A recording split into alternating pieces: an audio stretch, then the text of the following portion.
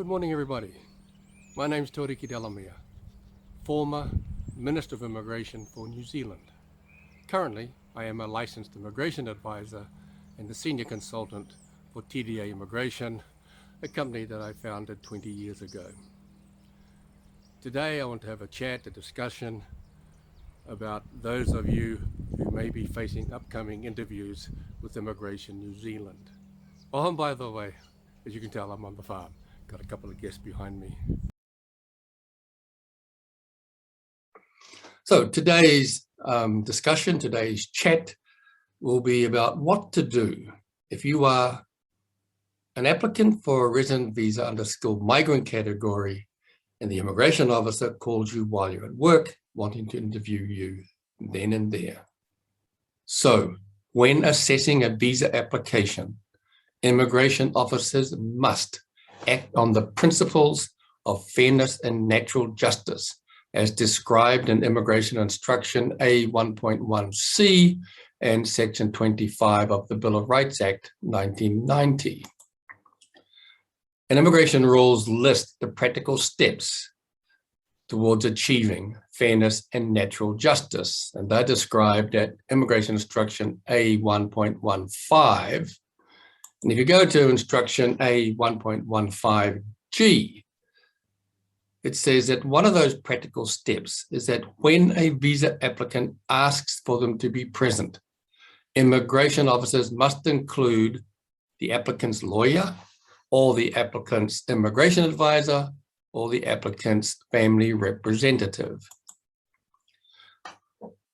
Therefore, when immigration officers call without prior warning and wants to interview you, what should you do? What should you do?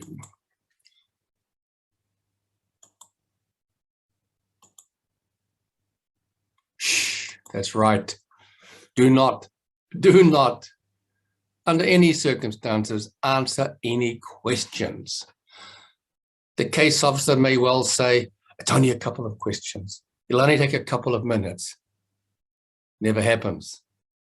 In my experience, every interview lasts between 45 minutes and 75 minutes. So don't answer any of the questions.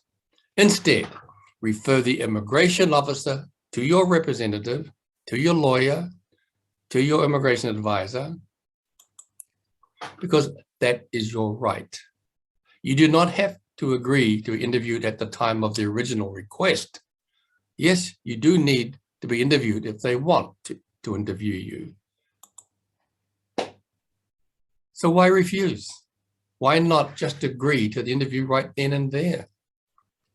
It's because there's a great chance that it's probably been 18 months, maybe 2 years before you last really looked at your job description.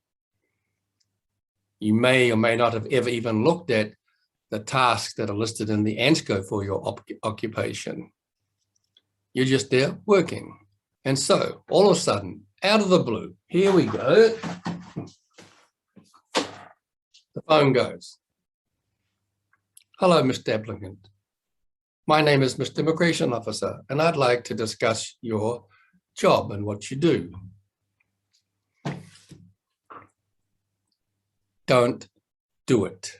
Just refer them to your advisor, your lawyer, or to me if I'm your advisor. And I'll show you now a good example of why you shouldn't do this. So let's look at a typical question that's often been asked of a skilled migrant about their ANZSCO occupation 142111 retail manager. They are the shop manager for a liquor store, ABC Liquor, okay? And the case officer wants to ask you some questions. Now, those questions are nearly always, in my experience always, based around the listed tasks in the ANZSCO manual. And let's go to retailer 142111, the classification code, task number 2. And the task number 2 says you will formulate and implement purchasing and marketing policies and setting of prices. So the question that's going to come out, in my experience, has always been, Get the phone again. Hi, how do you go about formulating and implementing purchasing and marketing policies and setting of prices? Well, if you're like me, like pretty well any other person, including English-speaking, natural-speaking Kiwis, you got stuck at the word formulating. What the heck are they talking about? You haven't heard the rest of it. You're still formulating. What the heck's that? So, officer, can you please repeat the question, please? I didn't understand it. In his little black book, the case officer will write down, possibly, candidate, or not candidate, applicant doesn't understand English. And it's not about that at all. Let's look at this question. This is not a single question. It's complicated. Why? Because it's 6 separate, specific questions. Let's go through them. Number 1, how do you go about formulating purchasing policy? Number 2, how do you go about implementing purchasing policy? Number 3, how do you go about formulating marketing policy? How do you go about implementing marketing policy? How do you go about formulating setting prices? How do you go about implementing setting prices? As you can see, 6 very specific questions, which you actually need to answer each one of them if you're asked this question here. Sorry, here we go. If you ask that question, there's 6 of them, okay? So, don't be tempted, don't be bullied into answering questions when the officer calls you. Refer them to your advisor, refer them to your lawyer, okay? And when I get called, I'm going to say, yeah, not a problem. My employee is quite happy to do the interview, but I'm not available for the next 7 or 8 days. And why is that? 1, you need time to calm down. All of a sudden you saw your life inside your telephone. You can't remember just exactly what your job description says, and you may or may not have any idea what ANZSCO says. So you need to meet with me if I'm your advisor. And we'll go through what we think the questions will be. We'll work out what your answers should be. And your answers are not about lying. It's just coming to grips with what we know immigration are going to ask you so that you're prepared for it, okay? Because if you fail the interview, you're going to have your application declined. And this is where most people fail at the interview stage. Now, the other reason they often call either you or your employer. The immigration officer wants to interview your employer about your job. What do you do there? So what should the employer do? Should the employer agree? Let's be clear. Immigration New Zealand cannot require the employer to undertake an interview. The employer is not an immigration visa applicant. You are. Now, we don't really want your employer to say, no, go away. You know, I'm not going to answer any questions. I'm not applying for a visa. And that's the employer's right, but not particularly helpful to you, is it? What we'd like your employer to do, what we'd like you to do is talk to your employer that if he or she is ever called by immigration, this is what they should say. Officer, I am happy to answer any questions you have. Please put them in writing and email them to me. That way your employer can sit down and think about it. Your employer can talk to you about it. They can even talk to me about it if you're my client. It's about telling the truth though, but it's being careful. And to have an employer trying to remember things off the top of his head is unfair. It's unreasonable, just as it is unfair and unreasonable to call you up in the middle of the day and ask you to drop everything and answer the question to be interviewed. Refer them to me, okay?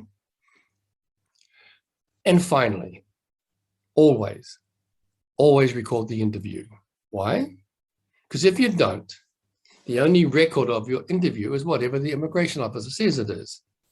And countless times over the years, we've come across cases where the officers got it wrong, not deliberately. But you see, we often get the transcript at 2 or 3 pages. The interview lasted 70 minutes. It takes me about 4 or 5 minutes to read the transcript. So what happened to the rest of the interview? That's one thing that's a problematic issue. Second, Your case officer may be from one country as a migrant, as many are, and you're from a different country. And while you may well both speak English, you come with your own accents from those countries. And that's a recipe for misunderstanding. Even if your case officer is a Kiwi, there's still a great chance of misunderstanding. So record the interview. Always, always record the interview. Well, everyone, look, I hope that was useful. If you require any further information, specific information, by all means, contact TDA Immigration. We're located at Queen Street, on the corner of Queen Street and K Road, 441 Queen Street. We're on the lower ground below Columbus Coffee, and our entrance opens up onto the forecourt adjacent to the Baptist Tabernacle Church. So I hope today was useful, and you all take care now.